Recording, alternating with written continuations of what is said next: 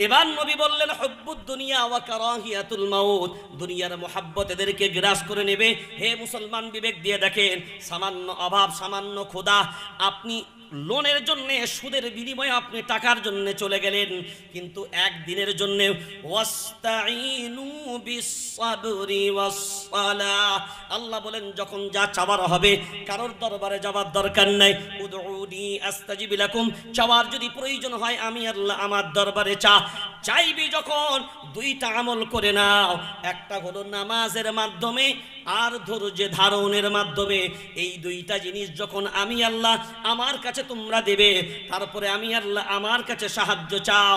হে মুসলমান, বিবেক দিয়ে বলো, তোমার বাড়ির অভাব, তোমার বাড়ির মেয়ের বিয়ে হয়নি, একটা দিনের জন্য তুমি বলো অন্যের কাছে হাত পেতে নাও, তোমার মেয়ের বিয়ে পণ দেওয়া লাগবে, তুমি যাকাতের টাকা তুলতে যাও, কুরবানির চামড়ার টাকা তোলো, আমার মেয়ের বিয়ে, ওই জন্যে খরচ আছে, চামড়া বেচা পয়সা দাও, যাকাতের পয়সা দাও, সদকার পয়সা দাও। যাকাতের পয়সা ডাইরেক্টলি মেয়ের বিয়ের পণে দেওয়া যাবে না।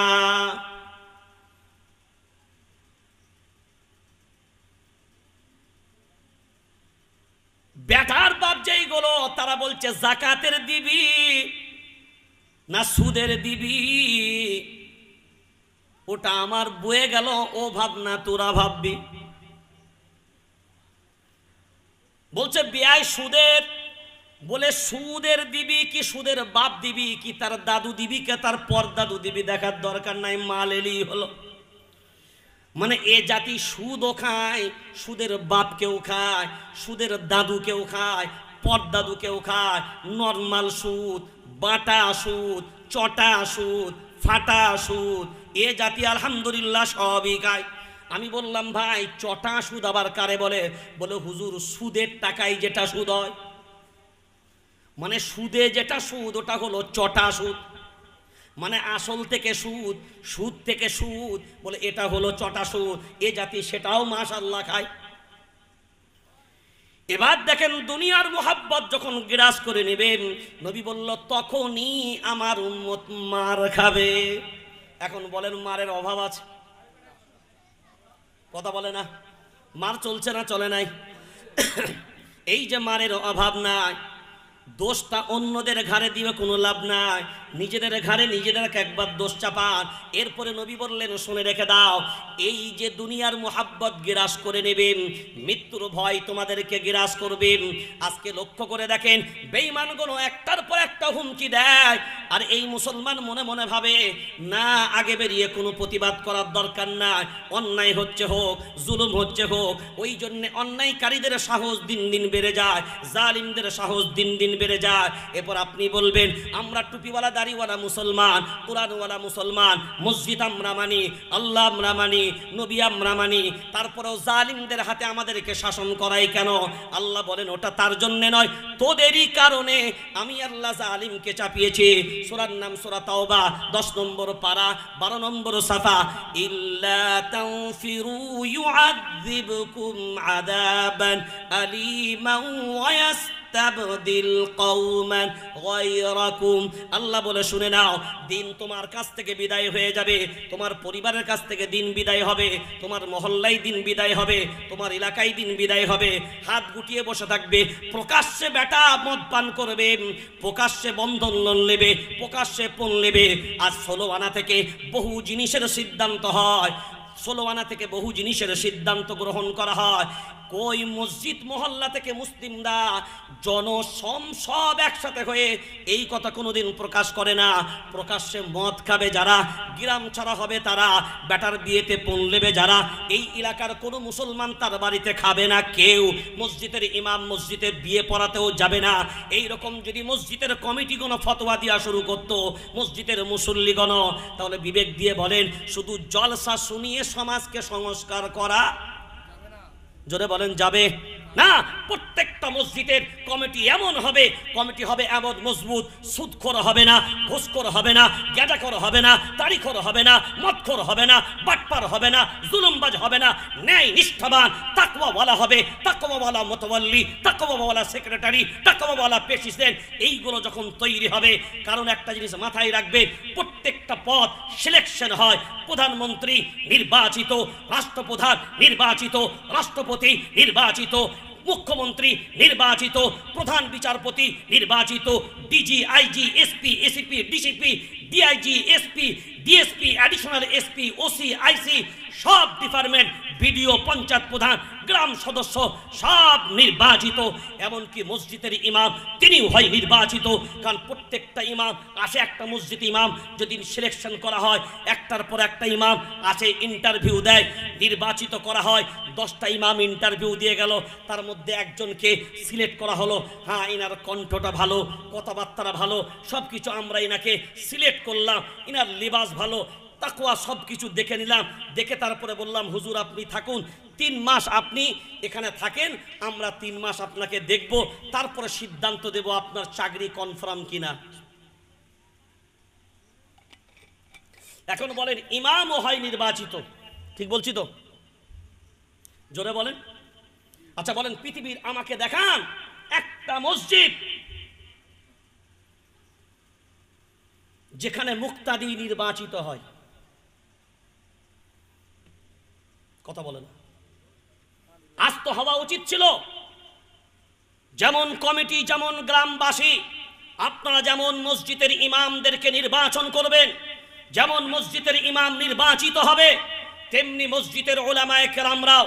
আমরা যদি এখন বলুন, পশ্চিমবঙ্গ রাজ্য জামিয়াতুল আইম্মা ওয়াল উলামা, ইমাম উলামা পরিষদের পক্ষ থেকে আমরা যদি আমাদের প্যাডে লিখিতভাবে এই 1.5 লক্ষ ইমাম মুয়াজ্জিনের কাছে আমরা যদি সার্কুলার পাঠিয়ে দিই যে প্রত্যেকটা মসজিদের গেটে মেরে দেবেন যে ইমাম যেমন নির্বাচিত, শপথ যেমন নির্বাচিত, আজ থেকে মসজিদের মুসল্লি হবে নির্বাচিত, সুদখোর মুসল্লি মসজিদে ঢুকবে না, বিড়িখোর মুসল্লি মসজিদে ঢুকবে না, হারামখোর মুসল্লি মসজিদে আসবে না, গাঁজাখোর, তারিখোর, বাটপার সব যদি লিখে দিয়ে টাঙিয়ে দিই। এখন বিবেক দিয়ে বলেন, এই কথাগুলো যদি ইমামরা বলেন, এটা ন্যায্য হবে না অন্যায্য হবে? কথা বলে না। এখন বলেন, মদ খেয়ে নামাজ পড়লে নামাজ তো হবে, সুদ খেয়ে নামাজ পড়লে জোরে বলেন হবে? তাহলে এখন যদি বলেন, আমরা যেমন ইমামের বেলায় নির্বাচন করছি, সুদখোর নেব না, ঘুষখোর নেব না, স্বচ্ছ নেব, কোরআন হাদিসের উপরে ইলমওয়ালা হতে হবে, তাকওয়াওয়ালা হতে হবে, পরেশগারি হতে হবে, দাড়ি দেখে নেব, টুপি দেখে নেব, পাঞ্জাবি দেখে নেব, মোটা হলে নেব না, পাতলা হলে নেব না, বেটে হলে নেব না, মাঝারি নেব, কালো হলে নেব না, ফর্সা হলে নেব, সব যখন দেখে নেব। এখন ইমামও যদি বলে, আমাকে যেমন বাজিয়ে দেখে নিলেন, আলু পেঁয়াজ কিনতে গেলেন, আপনি যেমন আলু পেঁয়াজ কিনছেন, বেছে নেবেন না সরপা ভরে নেবেন? বেছে নেবেন। তো যিনি আলু পেঁয়াজওয়ালাকে যখন টাকাটা দিবেন, সে টাকাটা দেখে নেওয়াটা কি অপরাধ হবে? কথা বলেন। তা আপনি যেমন আমাকে মুকরর করার সময় বাজিয়ে নেবেন, দেখে নেবেন, তাহলে আমিও তো দেখব। কারণ যে মুচল্লি আমার ইক্তেদা করবে, ওদের জিম্মাদার কে? জোরে বলেন। তো এখন বলেন, আমি যাদের নেতৃত্ব দেব সেগুলোও তো বুঝনেওয়ালা হতে হবে না অবুঝ হবে? কথা বলেন। বুঝনেওয়ালা। এখন আমি বলছি ভালো শিক্ষক দরকার, তো ভালো শিক্ষক দরকার ঠিক কথায়, তো তার ভালো শিক্ষকের সেই শিক্ষকতাটা বুঝার মতন উপযুক্ত ছাত্রও তো লাগবে। এখন সব দুর্মগুলোকে যদি বসিয়ে দেন, এখন আমাদের সমাজে এটাই হলো সব থেকে বড় জিনিস, যে যার ইচ্ছা মতন ইমামরা কিছু বলতে পারবে না, মসজিদের মেম্বার থেকে বলা যাবে না, বললি আর চাকরি। জোরে বলেন, চাকরি। এখন যদি মসজিদের ইমামরা মসজিদের মেম্বার থেকে ওই বন্ধন লোনের বিরুদ্ধে বলে, বন্ধন লোন তো যদিও আল্লাহর ইহসান আপনাদের এই রামবাগে নাই, আলহামদুলিল্লাহ। না না, এখানে সব মুসলমান থাকে। না না না,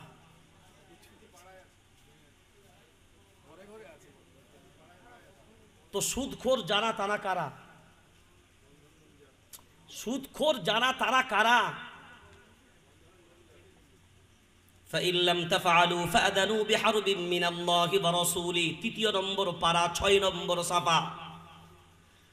কোরআনুল কারীম জারিয়ে দিল, সুদখোর যারা আমি আল্লাহ আর আমার রাসূলের দুশমন তারা। এখন দেখে নেন নবীর আপন কারা আর দুশমন কারা। কোরআন আমি বললাম একবার কোরআনের যে কোনো সফটওয়্যার খুলে নেন, ৩য় নম্বর পারায় যান, সূরার নাম সূরা বাকারা, ৩ নম্বর পারা ৬ নম্বর সাফা, হিফজ কোরআনে বিচকেন বরাবর তালাশ করে দেখেন। ফাইল্লাম তাফআলু ফাযানু বিহারবিম মিনাল্লাহি ওয়া রাসূলিহি। এই সুদখোররা যখন কিয়ামতের ময়দানে উঠবে, আল্লাহ তাদের হাতে অস্ত্র দিয়ে দেবেন। কি দেবেন? জোরে বলেন। অস্ত্র দেবেন। অস্ত্র দিয়ে তাদেরকে বলা হবে, এবার তোমরা রেডি হও আল্লাহ এবং রসুলের জন্য যুদ্ধ করার জন্যে। নবীর দুশমন কারা? আল্লাহর দুশমন কারা? ফিরাউন তার নাম, হামান তার নাম, সাদ্দাদ তার নাম, নমরুদ তার নাম, আবু লাহাব তার নাম, আবু জাহিল তার নাম, উতবা তার নাম, শাইবা তার নাম। এখন ভেবে দেখেন মুসলমান, আমরা নবীর দুশমন না মুসলমান?